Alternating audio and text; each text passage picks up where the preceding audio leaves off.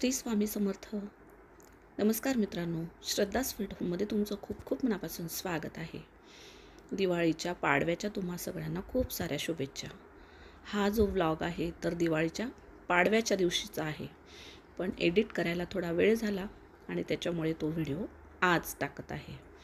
दिवाळीची तयारी करत असताना 8 ते 10 दिवसापासून 15 दिवसापासून आपण तयारी करतो.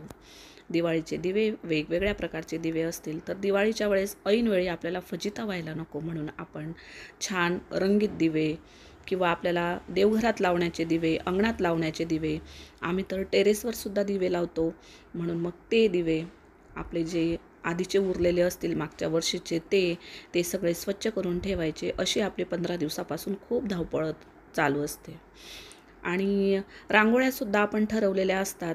पाडव्याच्या दिवशी ही रांगोळी काढायची, लक्ष्मीपूजनालाही, भाऊबीजेलाही. तर मी 8-10 दिवसापासूनच इमेजेस शोधून ठेवते आणि मग त्या रांगोळ्या काढायच्या असं ठरवून ठेवते. कारण की रांगोळ्या तर मीच काढते, पण मी एकदा चिरायू दादाला पण विचारते आणि एकदा शिवानीला पण विचारते की तुम्हाला कोणती रांगोळी चांगली वाटते, आणि त्याचनुसार मग मी रांगोळी काढत असते. कारण की मुलांची सुद्धा खूप मदत होते, कारण की त्यांची पण धावपळ चालू असते की कोणत्या दिवशी कोणता ड्रेस घालायचा, कोणत्या दिवशी कसं तयार व्हायचं, कोणत्या दिवशी कसे फोटोशूट करायचे, त्यांचीसुद्धा खूप लगबग चालू असते. आणि मग रांगोळ्या जरी म्हटल्या तरी मी ज्या रांगोळ्या काढते तर त्याला खूप रंग लागतात, खूप रांगोळ्या लागतात. म्हणून मग साहेब मला नवरात्रीतच सगळेच कलर 2-2 किलो आणून देत असतात की नंतर मग तुझी भुणभुण नको की हा रंग हवा होता आणि हा रंग तर आपल्या दैवतला मिळतच नाही. आणि खरंच आहे, दैवतला एवढे रंग मिळत नाही. त्याच्यामुळे मग मी सगळ्याच रांगोळ्या, सगळेच रंग, नंतर जे वेगवेगळे टूल्स असतात रांगोळ्या काढण्याचे, शक्यतोवर तर मी ज्या फेमिकॉलच्या बॉटल्स वगैरे असतात ना त्या वर्षभरातून साठवून ठेवते आणि मग त्याचा वापर करून मी सुंदर अशा रांगोळ्या काढत असते. तर ही झाली दिवाळीची तयारी. आणि मग आपल्याला फुलांच्या वेगवेगळ्या माळा लावायच्या असतात. काही जण आर्टिफिशियल लावतात, काही जण खरेखुरे फुलं आणून, नॅचरल फ्लावर्स आणून, झेंडूचे असतील किंवा शेवंतीचे असतील तर ते फुलं आणून दिवसभर माळा ओळून मग त्या दरवाजाला लावणं, तीसुद्धा एक खूप आनंदाची गोष्ट असते. मात्र दिवाळीची ही सर्व तयारी करत असताना आपले 15 दिवस जातात. पण दिवाळी जेव्हा संपते ना तर तेव्हा अक्षरशः असं वाटतं की आता रडूच येणार. कारण की त्या सगळ्या रांगोळ्या काढून टाकणं, ते सगळ्या माळा काढून टाकणं आणि जे आपण वेगवेगळे दिवे काढलेले असतात ते आपल्या साठवणीच्या ठिकाणी ठेवून देणं आणि सगळ्या घराचा पसारा आवडताना जे घर अगदी सुनं सुनं लागतं ना ते पाहून तर मग रडायलाच येतं. आणि तोच हा दिवस होता आमचा. पाडवा जरी असला तरी ह्याच दिवशी मला आईकडे जायचं होतं. साहेबांना ओवाळून मग सकाळीच आम्ही चौघं आई पप्पांकडे जाणार होतो. आई पप्पांनी सांगितलेलं होतं की स्वयंपाक तुझा इकडेच करून ठेवणार आहे, त्याच्यामुळे तू स्वयंपाकाचं काही घरी घाट घालू नको, म्हणजे तुला वेळ होणार नाही. आणि मग सकाळीच मग आम्ही सर्व दिवाळीचे जे फ्लावर्स वगैरे होते, रांगोळ्या होत्या, ते सगळं झाडझूड करून सगळं आवरून मग एका ठिकाणी टाकलं. आणि मग खूप भूक लागली होती, 9:30-10 झालेले होते. आणि मुलांना म्हटलं की आपण आजीकडे जाणार आहेत पण जेवणाला वेळ होईल, म्हणून मग मुलं म्हटले की मम्मी आता पोहे बनव. आणि बाबांना पण पोहे खायचे होते, साहेबांना पण पोहे खायचे होते. मग त्याच्यामुळे मग मी पोहेच केले. आणि मला नाही वाटत की पोहेंची रेसिपी ही मी शेअर करावी, पण तुमच्याशी गप्पा करता करता माझे छान पोहे पण झाले. अगदी साध्या पद्धतीने मी पोहे केले. तेल आणि जिऱ्याची फोडणी टाकली, त्याच्यात थोडासा कांदा कापून टाकला, थोडा म्हणजे अगदी थोडा नव्हता, जास्तच होता, कारण की कांदे पोहे खायला छान लागतात. आणि अगदीच खूप कापून वगैरे तयारी करून मग मी पोहे करायला लागले असं काही झालं नाही. कढई अगदी तापायला ठेवली तेव्हाच मी कांदे कापले आणि तेव्हाच त्याच्यातच मिरच्या कापल्या. मिरच्या फक्त मी अशा कापल्या, थोड्याशा तिरप्या साईडने कापल्या, म्हणजे त्या आपल्या ताटात जरी आल्या तरी ते पाहायला खूप सुंदर वाटतात. आणि मूठ नाहीतर 2 मूठ शेंगदाणे टाकले, कारण की मला शेंगदाणे टाकून पोहे खूप आवडतात. आणि सगळ्यांच्या डिशमधले उरले, कारण की साहेबही एवढे खात नाही, चिरायू दादा खात नाही, बाबा खात नाही, फक्त शिवाणी आणि मी. आणि आता शिवाणीला पण थोडासा दातांचा प्रॉब्लेम असल्यामुळे तीसुद्धा शेंगदाणे खाण्यात टाळते, पण मी मात्र शेंगदाणे नक्कीच खाते. आणि बस भिजवलेले पोहे, त्याच्यात थोडंसं मीठ टाकलं, थोडीशी धना पावडर टाकली आणि थोडंसं हळद टाकली. मात्र कढीपत्ता टाकायला विसरू नका. माझ्या तर घरातच म्हणजे दाराशी झाड आहे, त्याच्यामुळे मी कढीपत्ता हा टाकतेच. अशा पद्धतीने छान असे पोहे फोडणी देऊन झाले.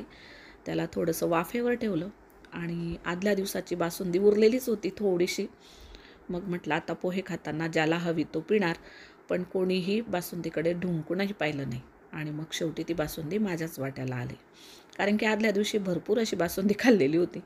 त्याच्यामुळे मुलांना पण काही खाण्यामध्ये इंटरेस्ट वाटत नव्हता. आणि नेमके पोहे खात असताना साहेबांचे मित्र आले. मग त्याच्यामुळे साहेबांनीसुद्धा ती बासुंदी काही प्याली नाही. मग मीच पिली. आणि अशा पद्धतीने छान पोहे माझे रेडी झालेले आहेत. आता अगदी थोडंसं खोबरं जे आहे तर ते बारीक किसून घेणार आणि बारीक शेव त्याच्यावर टाकणार. लिंबू पाहिजे होता, पण लिंबू मात्र घरातच नव्हता.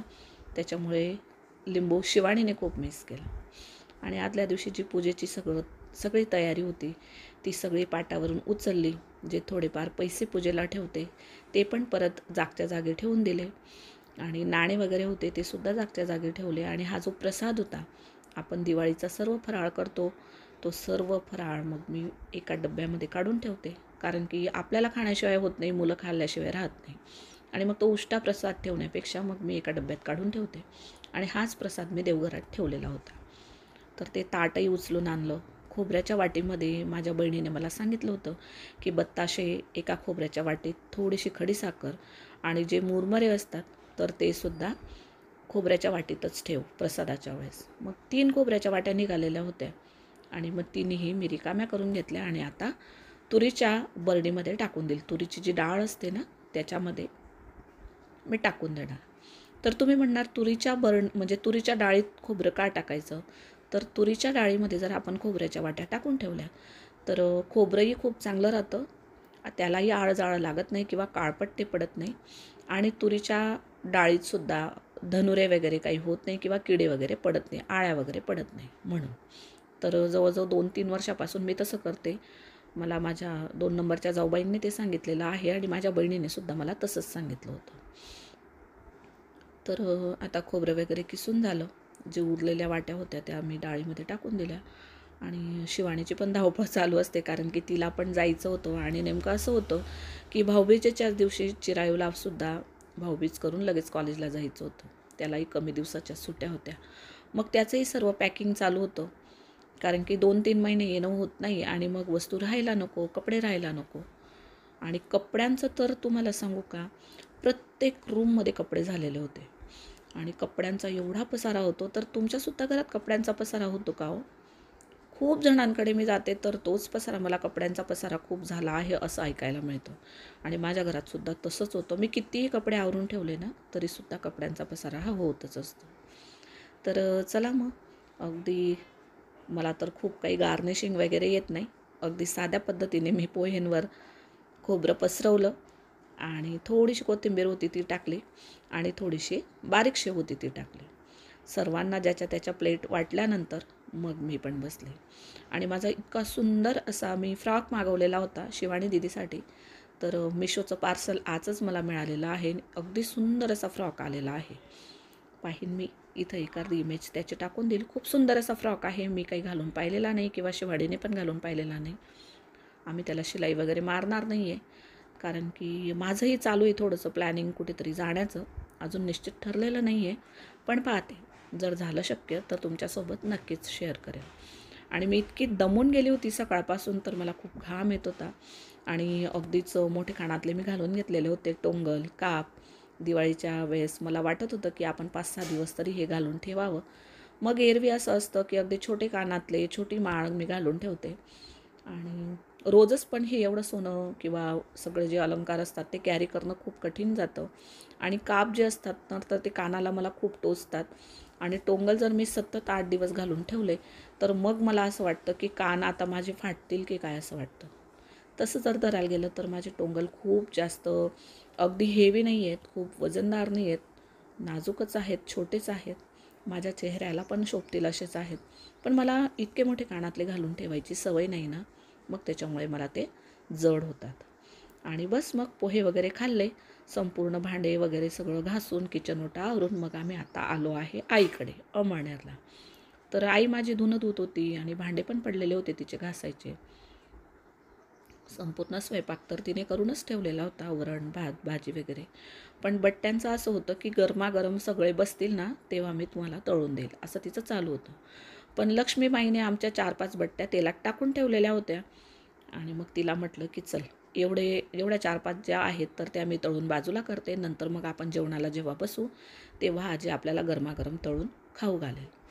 पण 4-5 बट्ट्या मी तळल्या आणि ऋग्वेद दादाला थोड्याशा क्रंची, थोड्याशा गोल्डन झालेल्या बट्ट्या त्याला खायच्या होत्या आणि त्याचं चालू होतं की मावशी थोड्याशा गोल्डन अशा बनव.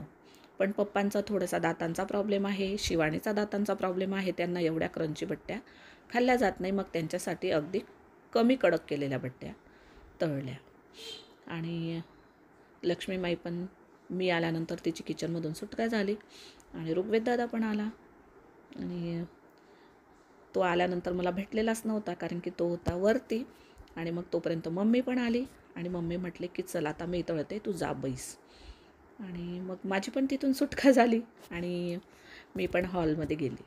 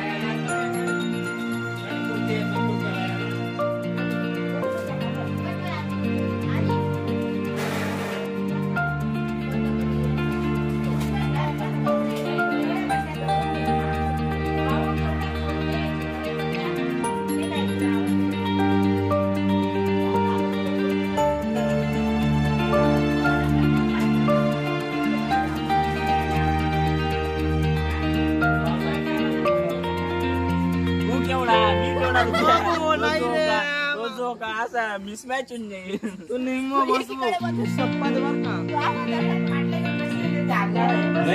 नाही इथलं मंदिर उच्च काम आहे मग डायरेक्ट खाली वाटता येत नाही. वाटणं हातपेटी सारखी तीन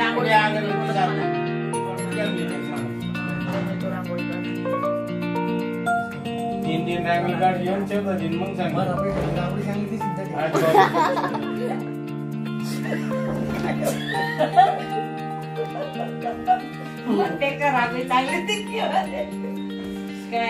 रांगोळी नाही लोक रांगोळी देखतील तसे भूक लागेल की भूक मोडवायची म्हणजे भावांना भूक लागली आधी. आणि मग खूप साऱ्या गप्पा करून जेवण वगैरे झाले आणि थोडंसं झोपलो. आणि मग संध्याकाळी मुलांना पार्कमध्ये जायचं होतं. पार्कमध्ये त्यांना घेऊन गेली तर तुम्हाला असं वाटेल की लहान मुलं असले की खूप मस्ती करतात, पण मोठे मुलं असले की मोठी मस्ती करतात. आणि त्याचप्रमाणे चिरायू, शिवानी, लक्ष्मी, ऋग्वेद यांची पण खूप मस्ती चालते. आणि मग पार्कमध्ये फिरून आल्यानंतर घरी आलो आणि साहेब दैवतला गेल्यामुळे मग आमचा पाडवा पूजन राहिलेलं होतं. मग आईकडेच आम्ही पाडवा पूजन केलं. आणि रांगोळी टाकत असताना किती मोठा हशा पिकतो हे तुम्ही पाहिलंच असेल. खूप रीना पण खूप मस्ती करते आणि ऋग्वेद, चिरायू, भाऊसाहेब असले म्हणजे त्यांची खूप एकमेकांशी मस्ती चालते आणि एकमेकांना खूप ते हसवून चिडवतात आणि त्याच्यातूनच त्यांच्या गोष्टींमधून पण एक हशा मोठाच पिकतो आणि आम्हाला सगळ्यांनासुद्धा खूप हसू येतं. आणि मला इथे 500 रुपयाची नोट मिळालेली आहे, त्याच्यामुळे मी पण खूप हॅपी झालेली आहे. अशा पद्धतीने आमचा पाडव्याचा संपूर्ण दिवस मी तुमच्यासोबत शेअर केलेला आहे. माझा आजचा व्हिडिओ जर तुम्हाला आवडला असेल तर प्लीज लाईक करा, शेअर करा, कमेंट करायला विसरू नका. पुन्हा नवीन व्हिडिओ घेऊन हजर होईल. आजचा व्हिडिओ पाहिल्याबद्दल खूप धन्यवाद. श्री स्वामी समर्थ.